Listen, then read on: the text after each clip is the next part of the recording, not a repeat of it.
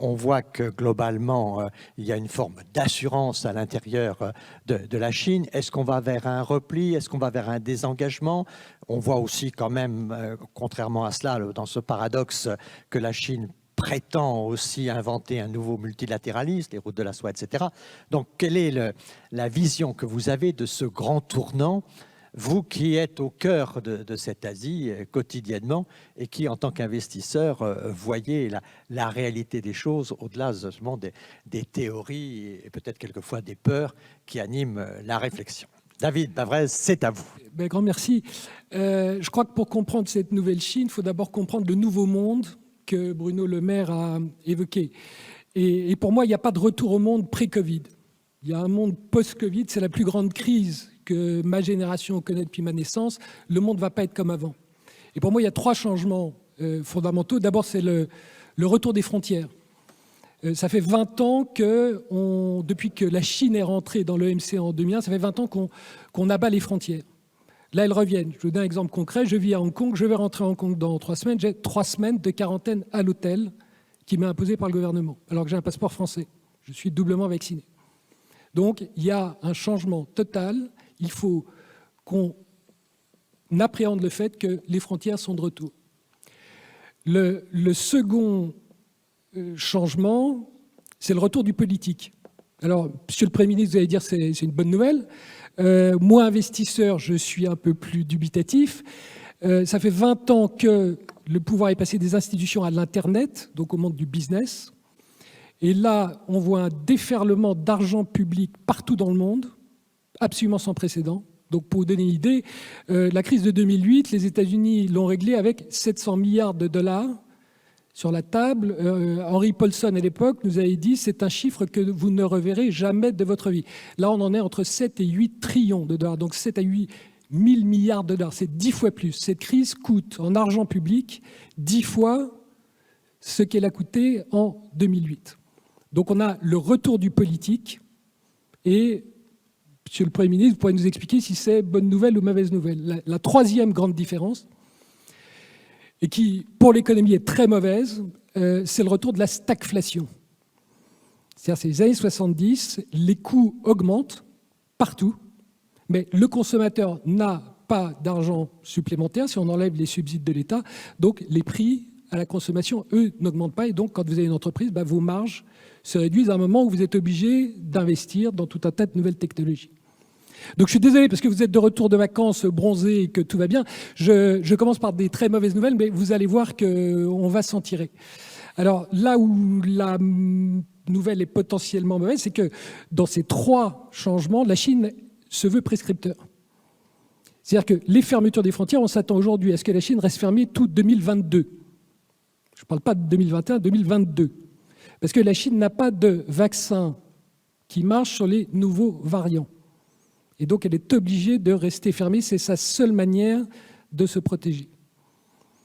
Sur le retour de l'État, du politique, on voit depuis cet été une attaque frontale du gouvernement chinois sur le domaine de l'Internet. Donc, aux États-Unis, on n'a aucune réglementation. On a des GAFA qui dominent, qui deviennent des États dans l'État. En Chine, c'est l'inverse. L'État chinois a décidé de reprendre le contrôle de l'Internet. Et la bourse chinoise s'écroule et il n'y a plus moyen de financer ces sociétés s'il n'y a pas un retour en arrière. Et puis, le troisième élément, la stagflation, c'est là qu'on le voit le plus en Chine. On a des coûts qui augmentent. Alors, on pensait que ce serait temporaire. Et en fait, on se dit que ça risque d'être de plus en plus structurel parce que les chaînes, donc les supply chains, les chaînes d'approvisionnement, sont en fait globales et que ce retour des frontières fait que, vous le voyez dans les semi-conducteurs, vous le voyez dans l'automobile, ça va durer beaucoup plus longtemps qu'on ne le croit. Donc là, j'en finis avec les mauvaises nouvelles parce que la vraie question, c'est que faire ? Que faire ? Et donc, je pense qu'en fait, contrairement à ce qu'on... Donc la Chine est en train de se refermer. Et donc, c'est de manière paradoxale, toujours un paradoxe, la Chine, c'est le moment où il faut le plus parler aux Chinois. À mon sens, c'est mettre les problèmes sur la table et dire on a 3 problèmes. Donc les frontières, vous voyez ce petit bracelet vert qu'on m'a donné, s'il y avait des frontières, je ne l'aurais pas. Parce qu'il n'y aurait pas de BioNTech Et il n'y aurait pas de Moderna. Parce que des Turcs n'auraient pas pu aller en Allemagne et ensuite aller aux États-Unis demander la commercialisation de leurs produits. Et Stéphane Bancel, PDG de bioMérieux, ex-PDG de bioMérieux, n'aurait pas pu aller à Boston trouver les financements.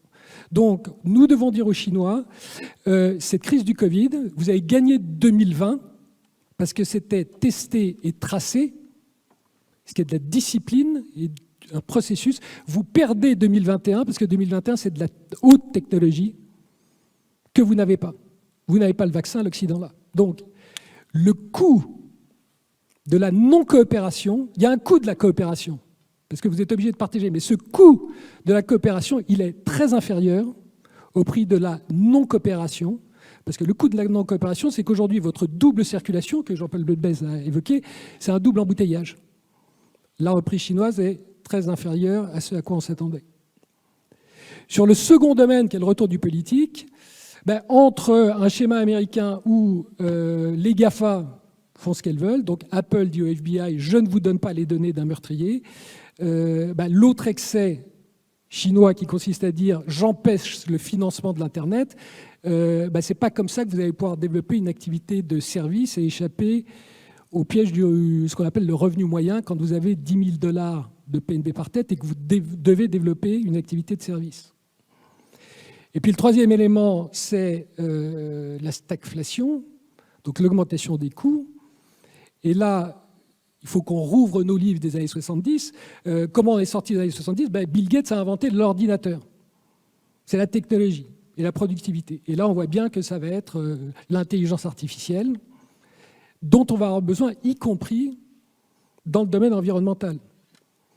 Parce que là, pour l'instant, le domaine environnemental, on nous le présente comme quelque chose de très positif en disant on va sauver la planète, mais la réalité, c'est que c'est un coût supplémentaire énorme pour lequel nous n'avons pas la solution.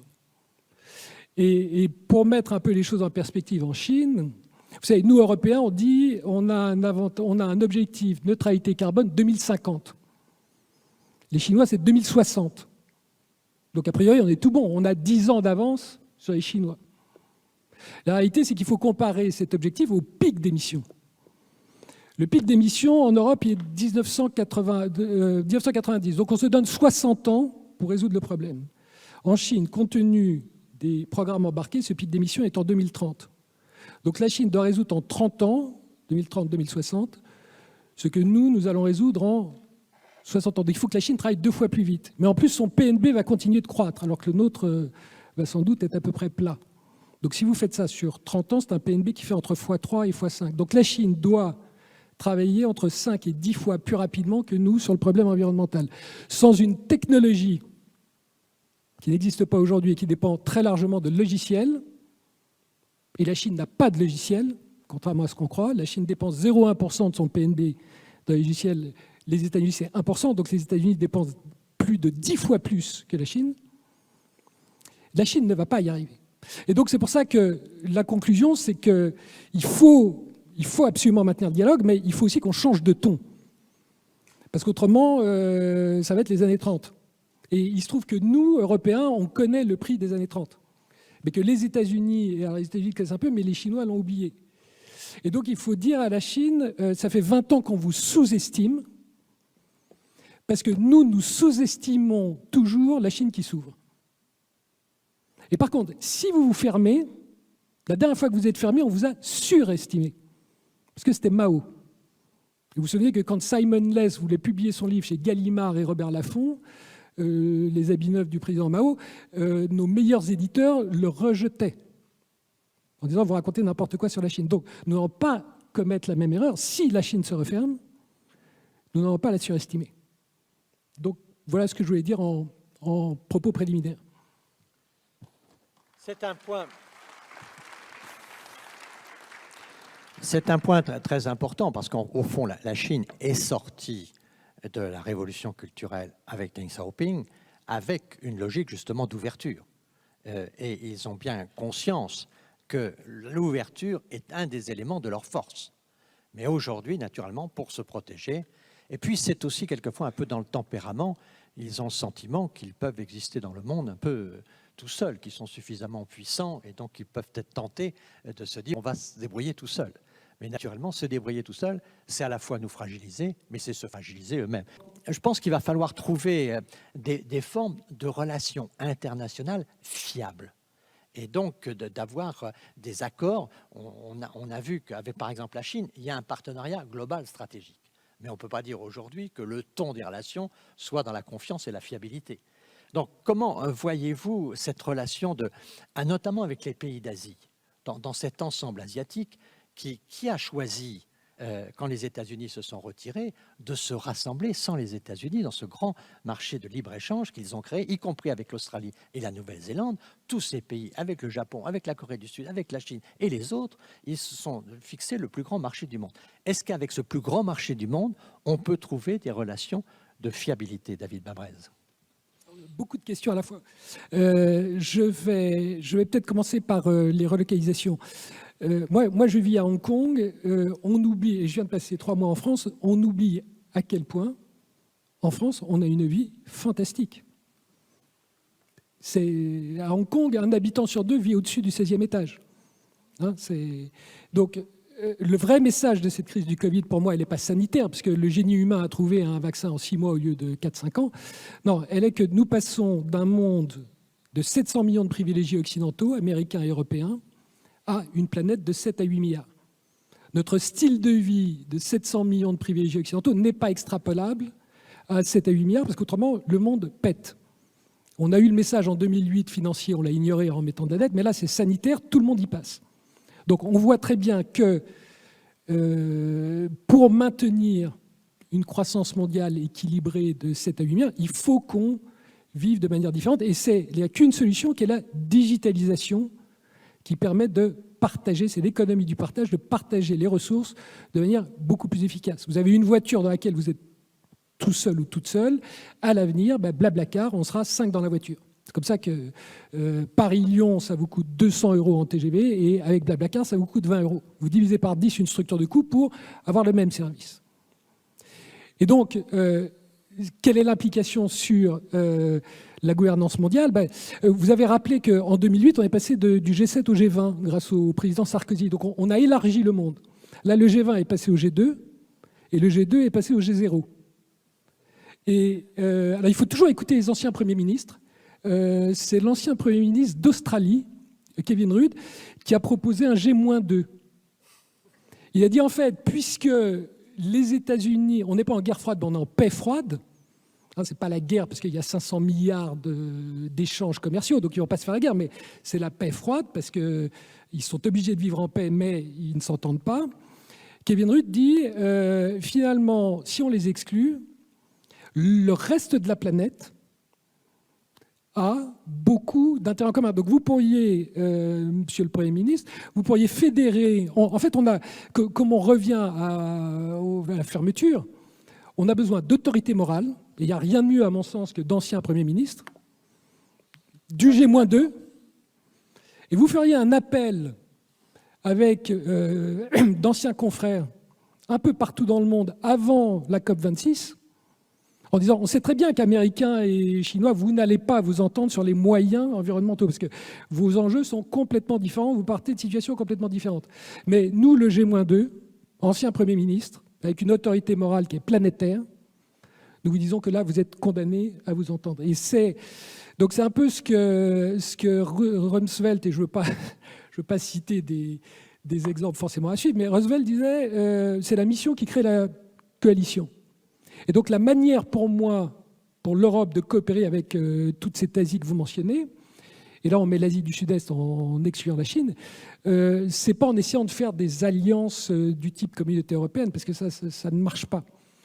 Mais c'est en fonction d'intérêts communs définis, de dire là nous avons une communalité d'intérêts, et s'il faut hausser le ton par rapport aux États-Unis et la Chine, tout seul on n'a aucun point, mais si on est le G-2, avec une autorité morale, là, il y a peut-être quelque chose à faire. C'est pour ça, nouveau monde, il faut qu'on réinvente une nouvelle gouvernance, parce qu'autrement, ça pue les années 30.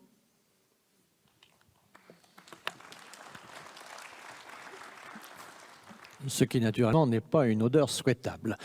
Et puis, on voit que, finalement, ce que vous avez dit sur l'interdépendance, ce que vous avez dit les uns et les autres sur l'Afrique, on voit bien que le monde a quand même intérêt à cette coopération et que celui qui fermerait ses portes a quand même des difficultés, ou alors il faudrait qu'il les ferme dans certains cas et les ouvre dans d'autres. Mais ça ne serait pas si facile que ça. Donc, au total, le risque de repli, peut-être avec la pandémie et avec les quarantaines, il peut se faire pour quelque temps. Vous avez dit que la Chine serait fermée pour 2022. Bon, ce qui a d'ailleurs des conséquences, beaucoup, y compris pour des entreprises de la région Poitou-Charentes, où les gens ne vont pas en Chine, ne se contactent pas. Et dans ce pays où le contact humain est assez rude, mais où il est nécessaire, le fait de ne plus avoir de contact est une question qui est difficile, puisqu'il y a en fait une sorte d'incompréhension qui monte. Et donc tout ça est très dangereux. Mais au fond, très rapidement, tous les trois, au fond, les risques de repli sont aujourd'hui, sur le moyen terme, peu probables. Vous êtes d'accord, David ? Pas d'accord. Vous êtes beaucoup trop optimiste, comme tout Premier ministre. Non. Et c'est pour ça qu'il faut qu'on agisse. Et c'est pour ça que, par exemple, l'accord global sur les investissements de décembre 2020, on a négocié 7 ans avec les Chinois. On finit par obtenir toutes les concessions qu'on veut dans la seconde moitié 2020. Et au bout de 3 mois, le Parlement européen le déchire. Vous êtes un Chinois, vous dites, mais pourquoi je parle à ces gens-là? Et pourquoi on l'a déchiré? Parce que les États-Unis nous ont dit, il y a des Ouïghours qui sont maltraités, donc vous n'avez pas le droit d'investir, vous Européens, au nom des valeurs occidentales. Je vous rappelle qu'en dernier, les États-Unis ont déplacé 150 milliards de dollars en Chine. Ce n'est jamais arrivé. Donc quelles sont les valeurs occidentales qui font que les États-Unis ont le droit d'accélérer comme jamais leurs investissements en Chine, mais que nous, Européens, nous n'avons plus le droit d'investir? Donc il y a un risque, il ne faut pas sous-estimer le risque, il faut regarder les choses en face. Il y a un énorme risque, du monde qui tourne, et il faut qu'on agisse. Et si on agit, comme j'ai dit précédemment, on peut l'éviter, et on doit l'éviter parce qu'on sait très bien que le coût de la non-coopération est très supérieur au coût de la coopération. Mais ne soyons pas trop optimistes et agissons.